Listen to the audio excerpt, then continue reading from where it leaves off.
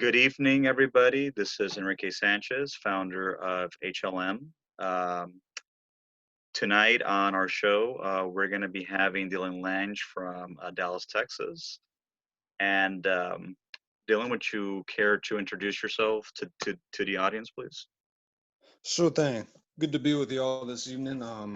I grew up in East Dallas. I'm security guard by trade, and Rick, my good friend, has invited me to share my input on the Hispanic community in the Dallas area of Texas tonight. Perfect. And tell me, how would you describe the Hispanic community in Texas in terms of their contributions? Most definitely, man. And excuse the sniffing and everything. It's No, pretty it's bad fine. allergy season here. It's okay. It's understandable. I would say there's many Hispanics in Texas. They're an integral part of our history, our very cuisine down to the food. You know, everything is influenced by Mexicans. There's a lot of Spanish architecture. They made giant contributions to everything in Texas. Hmm. There wouldn't even be a Texas without Hispanics. Hmm. And how would you say, in terms of economic equality, do you believe that they share in the economic prosperity of the state, or do you feel that it is unequal? Um, that's a hard one because on one hand, Rick, they do the jobs that a lot of other people don't want to do, and I don't see a lot of whites or blacks or definitely not Asians. Hmm. And excuse to the audience members, I'm very blunt, but No, it's fine. I don't see a lot of other races of people outside doing construction or landscaping work. A lot of Hispanics are entrepreneurial by trade, and but they don't get a lot of money doing what they do, but they do harder work than everyone else. So sometimes they work harder than smarter. Hmm. Do you believe they lack representation in many areas, like in politics and in the civil service? And do you believe that even though they do the menial jobs that nobody wants to do, but do you believe that they're too much of conformists, that they only conform to that and they don't really care to teach their children to have another trade, have another career in that aspect? Yeah, I do feel that way because they're very familial. A lot of them tend to send a lot of their money back to Mexico. So no matter how much ambition they may have, they're kind of trained to stay at home until they're ready. They fund a lot of their money into the family, and I would say taking care of the families, which I guess there's nothing wrong with, but it Mm. just like worrying after the family and paying money into that is prized over self success. So it's hard for them. They don't. They're not as represented because they don't go into as many leadership roles as they could. And I would like to see more Hispanics, get into politics and leadership roles. Do you believe that's part of it because a lot of them lack the political power? Uh, yeah, I would say to be upfront that Hispanics don't quite have a lot of political power, especially because there's a lot of illegal immigrants. So they kind of lack a pull, if you will. Mm-hmm. Yeah, I've noticed because I lived in Texas for about a month, in the Houston area, like a month prior to moving to Yeah. California almost 11 years ago.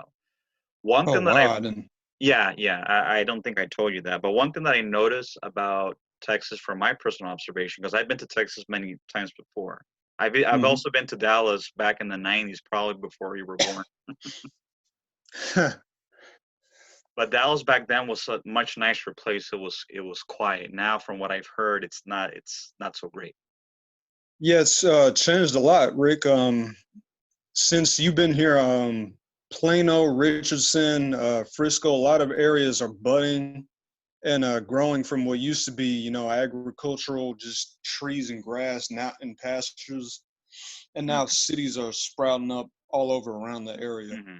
Yeah, but one thing that I noticed about Texas, at least in Houston, is like it was very dirty. It was very hot. You know, when it came out of the airplane, it was very hot. But I also noticed that Oh yeah. the Hispanic community there is like they're very oppressed. It's like they're not open or assertive as they are in California. It's like here in California, the Hispanic community, they're very integrated into the state, into politics and everything, and they are not ashamed to be open. But I noticed that in Texas, it's like even though I would say that they're the majority in Texas, but I noticed that over Yeah. there, it's like they're ashamed of being who they are, and it's like it's considered like a taboo subject to even identify as being Hispanic or being Mexican or whatever. You would be correct, Rick. Often the time, I don't know whether it comes from segregation when they were forced to kind of, either be on the dark skin side of things or light skin side of things, Hmm. or if it just comes from their culture or whatever. But they don't like to they don't like to get involved in politics. Like a lot of Hispanics, they get married or have kids or whatever right out of high school. They Hmm. already start up families, and they don't tend to be heavily. A lot of them don't focus enough on their careers or leadership roles. And that's not to say that they're bad people. Like some Hmm. people's dream is to have families, but Hmm. it also prevents a lot of them from reaching their community from rising in potential. Like as their population grows, leadership becomes more and more important. Hmm. And So and that's something that I feel that I see in the Hispanic community in Texas is that they don't have the same leadership as they do here in California or maybe or even in New York. It's like there's a very lack of leadership in Texas. yeah, that's correct. So I also wanted to ask you, what is your view on HLM, and how do you feel HLM has impacted your life, and what do you think you see that HLM can do for the community to make it better in your view? I believe it was something that needs to be said. I believe a lot of people don't want to hear all lives matter. So I'm not going to get too political or anything, but No, it's fine. since you hear Black Lives Matter, it's nice to also hear that the Hispanic and the white lives matter. I'm glad that you have started an initiative, no matter what we agree or disagree on politically, that you've taken an initiative to get Hispanics together and to start rising into leadership roles. I think that's very important as the Hispanic population continues to grow. Eventually, pretty soon, not far from now, it's going to equal, if not supersede, the white population. So it's going to be important that Hispanics start, getting their voices out there, representing themselves, sharing their thoughts and ideas, and sitting at the big kids table. I I think agree with it's you. very important. I agree with you. And my biggest concern is that if there's not reforms in the Hispanic community, I feel that the Hispanic population in America could cause a civil war. They could cause a lot of inst, political and social instability, like in many parts of the world where you have immigrants, like in many parts of Europe, for example, many parts of Right. Asia, even in other countries where you have a large immigrant population. When you Right. have when you have an immigrant population that is not assimilated or integrated into the economy or into the majority population, and they're excluded, and they're growing large numbers than the smaller population than the native population, that could have serious consequences. Like look what happened in the former Soviet Union. Like the Yeah. Soviet Union collapsed primarily because you had minority groups that were living in Russia and their individual Soviet republics, that they rose up, and then the country collapsed. You know, there's a big fear among Exactly. white Americans that that could happen here, but it will be much worse. And that's the last thing we want. I mean, we want Hispanics to feel. on one hand, they need to take charge of their own lives, but at the same time, we also want them to feel welcome and that they're a part of our society. They're, citizens just as much as everyone else. And I think that's important because if a group, it doesn't matter whether you're conservative, liberal, Hmm. whatever, we all need to come together and start finding solutions to build all of ourselves up. Hmm. Everyone needs to be at the table I agree with you. because And we don't want a situation where you know this group feels the need to cut themselves off and then rebel. We want everyone to feel like a family, like part of the group, because we're all a nation together. hmm I agree with you. And I feel that the only way that's going to happen is that Hispanic people need to be included. Because the thing that bothers me about our country is like it's only white and black. It's like there's nobody else that fits in. And Exactly. I feel that Hispanics are invisible in everything when it comes to civil rights, human rights, police brutality, education. Hispanics are there. It's like Hispanics are the largest minority. We outnumber um, African Americans now. We outnumber Asians. We don't outnumber white people yet, but it's going to be growing soon. But Right. we are invisible and everything. And I feel that we are the largest minority, but yet we receive so little And in that, yeah, return. you right, you bring up a great point. And that especially because the Hispanic community is growing so fast and so much, like it just seems. I'm sorry, I lost my train of thought. No, it's fine. Can you continue? Yeah, yeah, it's fine. No, I was saying that the Hispanic community has grown so much, but they are underrepresented in everything when it comes to Yeah, politics, when it comes to academics, when it comes to economics. We are part of the economy, but we are not reaping the benefits of the economy. If you know what I right. No, no, you're exactly right, man. And that seems to be somewhat of an oddity because, you see Hispanics everywhere, in every echelon, every level, but like you don't, like you said, everything's about black and white, but you might go to a rich neighborhood and you might see rich black people, you might see rich Asian, rich white people, but mean. you never go to a rich neighborhood, at least in Texas, you don't see Hispanic people. Right. That's Like very that. true. Exactly. Like and very rarely, do I even see them reach the middle class level, and then you end up with a situation like Garland, where it's like middle class, but at the same time it's dingy. Like it's not nice middle class like Richardson. Is in Garland, Texas, where they base the Beavis and Butthead series on? Yeah, yeah, it actually is. It's very it's funny. It's that they got that right. And King of the Hill also was based on a combination of Garland and Arlington. Yeah, But yeah, go ahead. go I'm ahead. sorry. No, no, go ahead. You were saying. I'm sorry. I was gonna say, Garland.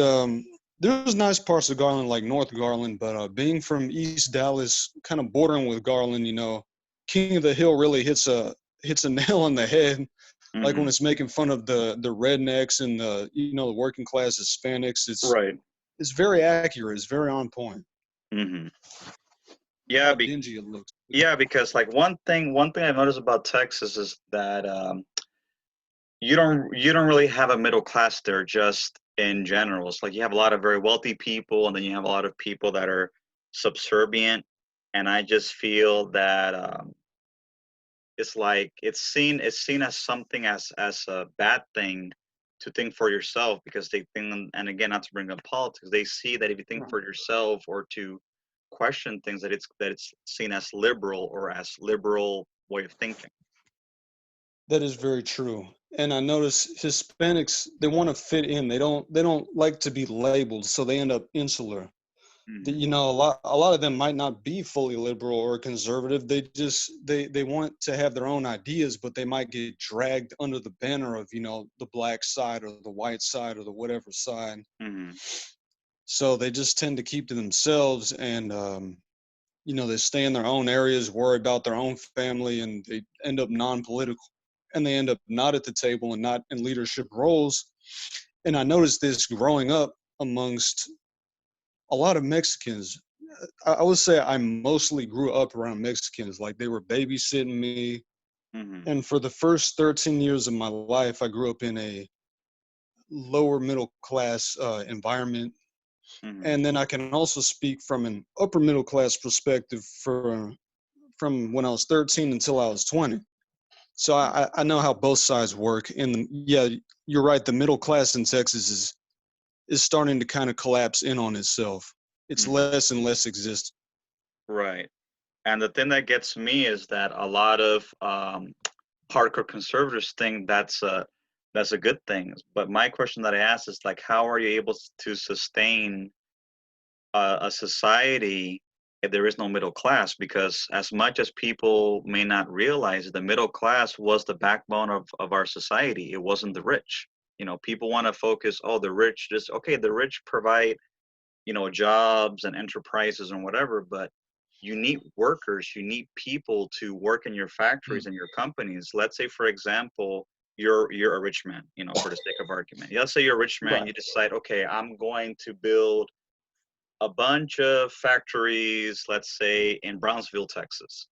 But you need workers to work in those places.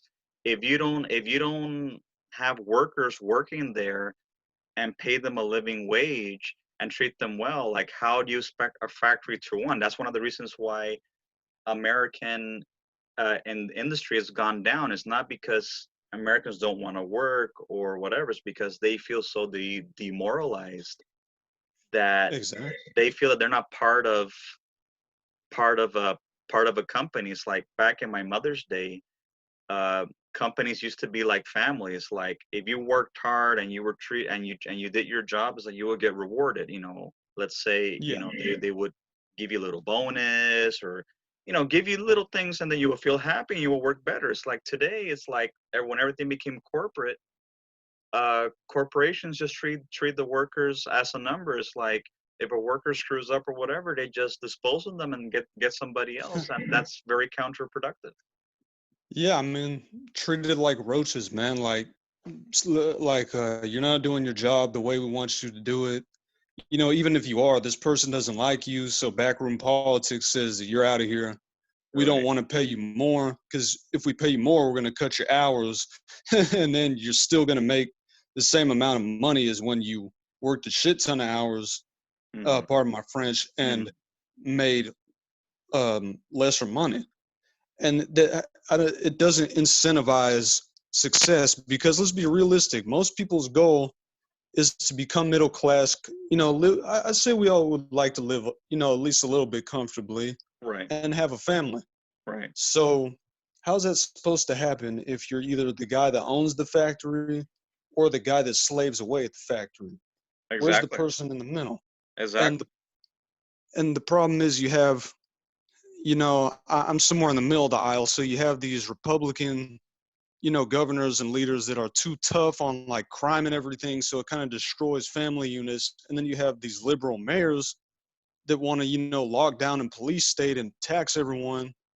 So when no one agrees and no one comes up with a forward solution, the middle class is the ones that suffer the most.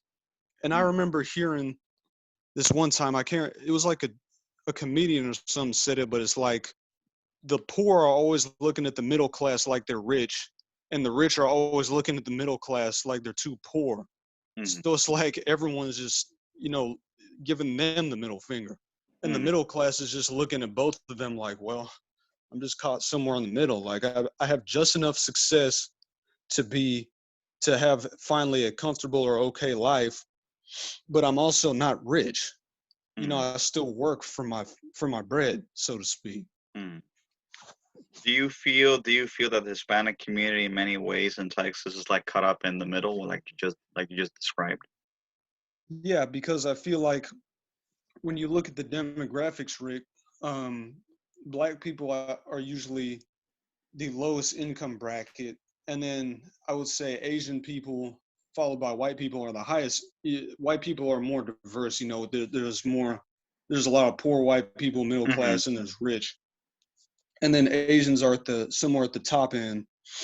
And I feel like Hispanics are the most consistently caught in the middle because they're smart and they work hard, they're able to make enough money to be middle class, but a lot of them have families like in Mexico and everything, so they send a lot of money back, excuse me, to their families, and they get caught in the middle of everyone else's struggles, everyone else's arguments, and they're not able to be successful or make as much money as they should be making.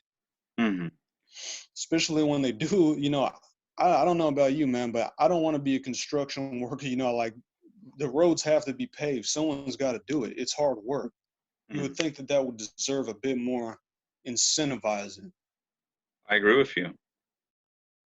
I agree with you. So let's come to the questions and answers. Is there any questions that you would like to ask or for me to answer for you and for the audience? Sure. How does what does the Hispanic community look like in California? Is there more diversity? Is there more success? Is there more Hispanics in prison than Texas? Like, what does it look like? I would say in California, the Hispanic community is a little bit more successful because since we are a blue state, we focus a lot more on crime reduction, and I feel Yeah. that in the last couple of years, with a lot of laws that have been passed in place, and I think it's helped a lot in bringing down the crime, and also in the 1990s when Pete Wilson was governor, he was the only Republican conservative that California ever had. He enacted the three strike law that helped bring down all of the violent criminals and the gangs. So a lot of the social problems that used to be here back in the 90s and 80s have gone down by more than half. So I would say you don't have as many people in prison in California as in Texas, but I think they could do better, and I think they could do better by instead of taking the money out of the community, they should reinvest Mm. it into the community. Like I've mentioned many times, like with the Asian community here in California, in San Gabriel, mentioned many times, they have moved into communities and they have transformed these communities to make it better. And the reason why you Right. don't see crime and violence and in the Asian communities of San Gabriel Valley, of Temple City, San Marino, and Arcadia is because they invest in the communities, they invest in programs, plus the parents are involved with the Right. kids, so that plays a big part. I think the Hispanic community could do better, but in my opinion, I think economically they're way more advanced than they are in Texas. So they're a little notch above that they are here in Texas. Yes, I would say the Hispanic community in California is more educated and more economically better off than they are in Texas, even And even would even even with the high cost of living. and would you also say that would you say that the education system is more successful from elementary to a high school level in California for Hispanics? Oh, absolutely, absolutely. I think the educational system is way better for the Hispanic community here than it is in Texas. Like even here in California, you have many parts of Los Angeles where you have a lot of schools that are primarily consisted of Hispanics, and they emphasize a lot on academics, vocational training, um, and Yeah. that kind of way, which I did not see in Texas at all. No, you're very correct, man. And I feel like those things are directly linked. I think that even though you said California could be doing better, Hmm. I think that Texas could take a footnote to start in that direction. At least, if nothing else, the criminal justice system does need to be reformed because it is a money basis system. And Hmm. a lot of people here do not have the money to be able to escape such a life. Hmm. So it ends up tragically with families being split up and people going to prison for stupid things like possession, Hmm. some minor assaults, and we don't have the three strike stuff. It's like one slip up, you're gone. You're off the street. You're Hmm. in. You're in the slammer. Hmm. And I think that if we could start, if we took even, economics, politics, everything else aside, if we took notes from the way y'all handle criminal justice, I think that we would probably be a little bit less worse off than we are Hmm. societally. Yeah, because honestly, you would think by Texas having a bunch of harsh laws and the highest execution rate in the country, you would think that you would have little crime, and it's the opposite. Nah, instead it ends up a pissing match. It ends up with what happens is like, what is it? There's some saying about a beaten dog or something, but the minute you turn your back, the dog will bite you. That's kind of how it is. It's like, you can keep beating people down, you can keep locking them up, but eventually they're going to get used to it. They're going to get institutionalized because no matter what race you are, if you're thrown in jail from an early age and you're lacking fatherhood, you're lacking structure, you think, well, this is it. This is all there is. I can handle this. I can handle jail. I can handle prison. I'm tough. And next thing you know, you carry out your whole life doing that because you don't care about the consequences. Because you Right, think, oh, I'm built for this. Like there's nothing they've done that, that I haven't been through that I'm not going to, that when I get out of here, I'm just going to keep doing it because the punishment that, I'm just getting free meals and, right. my, there's a gang looking after me or whatever. Yeah, it becomes what's called a revolving door. A revolving door. And Perfect way to another put it. and another major issue is like instead of putting our mentally ill in institutions, we're dumping them in the prisons, and that's very counterproductive. Oh, yeah, that could not be any worse because what happens then is they end up even more dangerous than when they got put in, especially if and when they get out, Hmm. because they're not being given proper care. Hmm. And that is And a and lot of that is them my are, problem. yeah, a lot of them are being just stuffed with Prozac and Zoloft, cheaply made antidepressants, big pharma type stuff. Hmm. And it's when you string someone out that already doesn't care on antidepressants, they feel nothing and they care even less. Right. That's So very even though, true. exactly, and it doesn't cure their mental illness. It doesn't help. It's you're just putting an animal in a cage and tranquilizing him for a bit. Exactly. It just makes them worse. Exactly. Because once that tranquilizer wears off, that animal is gonna, the tiger's gonna go right back to being a tiger. Hmm. That's so true. Is there any final thoughts you would like to give, Dylan? Not at the current time, no. Okay, perfect. How did you like this podcast?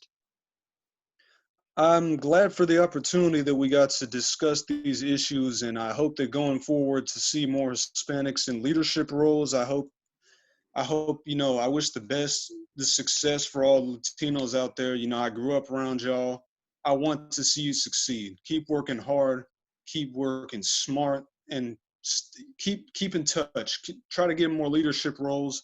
Take charge of your own lives because no one else can do that for you. I agree with you, and that's one of the reasons why I started HLM because we are a alternative to other groups that I feel have failed the Hispanic community, and they just filled a power vacuum for criminal gangs. That is exactly true, man. And when you lose, if you don't have Lord Jesus in your life, if you don't have prayer, if you don't have family, if you don't have structure, the whole life begins to fall apart from an early age. I And that's the agree with you. last, exactly. I agree with you. Thank you so much for being on the show, Dylan. I truly appreciated you being on here. I will let you know as soon as I wrap up the interview. I will upload the podcast, and then I'll send you the link. A pleasure, man. I can't wait. All right, Dylan. Have yourself a wonderful night. Have a fine evening, brother. You too. Bye bye.